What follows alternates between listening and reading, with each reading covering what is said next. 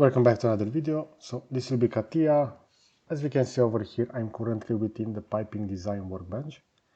You can find this under Start, Equipment and System, Piping Discipline and Piping Design. We're going to see over here that within the middle, we're going to have those axes, and that will be the 0 point.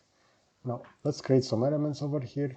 We're going to see that by default, this will be set to a grid. We have the grid over here on the bottom. Let's say that within the origin, I will create a flange, which will be this one. And I will go over here within 200, and I will create a new one.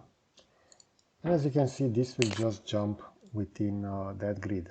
Now, if you want to align components, we can easily do that using the align side feature over here.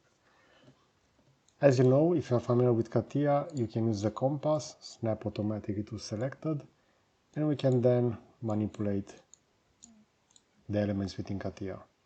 So this will work both on products or within parts, or even in some cases within part bodies. Now, let's say that I want to align this. I can go to align side, and I can select that I want this side to be aligned with this one. And we're going to see that this is what will happen. This will be the first set of alignment.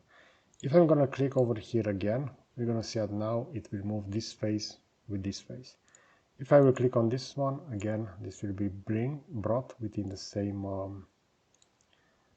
alignment. And as you can see, we can then further start and reposition this over here. So this is how we can easily align objects within piping design.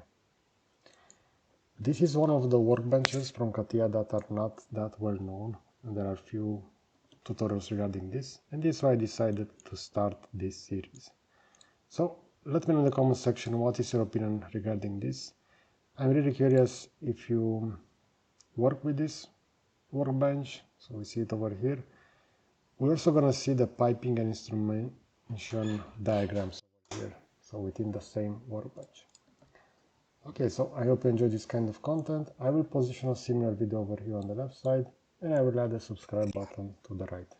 So that's it. Thanks for watching.